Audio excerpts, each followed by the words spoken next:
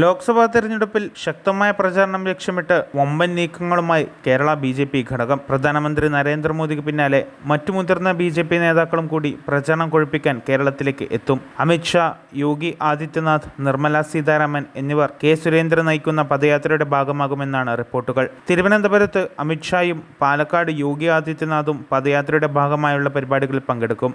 മറ്റ് പാർട്ടികളിൽ നിന്നും നിരവധി പേർ യാത്രയിൽ ബി.ജെ.പി അംഗത്വം സ്വീകരിക്കുമെന്നും പാർട്ടി അവകാശപ്പെട്ടു. യാത്രയുടെ ഒരുക്കങ്ങൾ ദേശീയ നേതൃത്വം വിലയിരുത്തുന്നുണ്ട്. തിരഞ്ഞെടുപ്പ് പ്രചാരണത്തിന്റെ ആദ്യഘട്ടം പദയാത്രയിലൂടെ പൂർത്തിയാക്കുകയാണ് ബി.ജെ.പി ലക്ഷ്യമിടുന്നത്.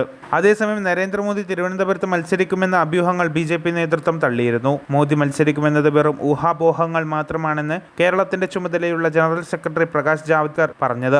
അതേസമയം പ്രധാനമന്ത്രി മോദിയെ മുൻനിർത്തി തന്നെയായിരിക്കും കേരളത്തിലെ ബി.ജെ.പിയുടെ പ്രചാരണം. ഇത്തവണ തെക്കേ ഇന്ത്യയിലെ ഒരു സീറ്റിൽ മോദി മത്സരിക്കുമെന്ന വാർത്തകൾ പ്രചരിച്ചതിന് പിന്നാലെ അത് തിരുവനന്തപുരത്തായിരിക്കുമെന്ന് അഭ്യൂഹങ്ങൾ പരന്നിരുന്നു. എന്നാൽ അതിൽ സത്യമില്ലെന്നാണ് ബി.ജെ.പി നേതൃത്വം വ്യക്തമാക്കിയിരിക്കുന്നത്. കേരളത്തിൽ ലോക്സഭാ തെരഞ്ഞെടുപ്പിൽ കാര്യമായ നേട്ടമുണ്ടാക്കുക ലക്ഷ്യമിട്ടാണ് നരേന്ദ്രമോദി 2 തവണയായി സംസ്ഥാനം സന്ദർശിച്ചത്. എന്ന് മാത്രമല്ല, യുവജനങ്ങളെയും സ്ത്രീകളെയും കയ്യിലെടുക്കാൻ വേണ്ടി വലിയ പരിപാടികളും സംഘടിപ്പിച്ചിരുന്നു. തൃശൂരിലും കൊച്ചിയിലുമായി മഹാസംഗമങ്ങൾ നടന്നിരുന്നു. കൂടാതെ കൊച്ചിയിൽ നടന്ന റോഡ് ഷോയിലും വലിയ ആൾക്കൂട്ടം തന്നെയാണ് ഉണ്ടായിരുന്നത്. ഇതൊക്കെ വോട്ടാകുമോ എന്ന പ്രതീക്ഷയിലാണ് ബി.ജെ.പി നേതൃത്വം. കൂടാതെ സംസ്ഥാനത്തെ ക്രിസ്ത്യൻ വിഭാഗങ്ങളെ ചേർത്ത് നിർത്താനുള്ള നടപടികളും ബി.ജെ.പി പരിഗണിക്കുന്നുണ്ട്. എന്തായാലും മോദിക്ക് പിന്നാലെ കൂടുതൽ ദേശീയ നേതാക്കൾ എത്തുന്നതോടെ പ്രചാരണം ശക്തമാക്കാമെന്ന കണക്കുകൂട്ടലിലാണ് ബി.ജെ.പി നേതൃത്വം. പ്രത്യേകിച്ച് സുരേഷ് ഗോപി മത്സരിക്കുമെന്ന് കരുതുന്ന തൃശൂർ സീറ്റ് ഉറപ്പാക്കാനാണ് ബി.ജെ.പിയുടെ ശ്രമം. ഇതിനു പുറമെ ജയപ്രതീക്ഷയുള്ള തിരുവനന്തപുരം, പാലക്കാട് മണ്ഡലങ്ങൾ കൂടി വരുതിയിലാക്കാനാണ് യോഗിയെയും അമിത്ഷായെയും ഇവിടേക്ക് ഇറക്കുന്നത്. News desk 1 India Malayalam.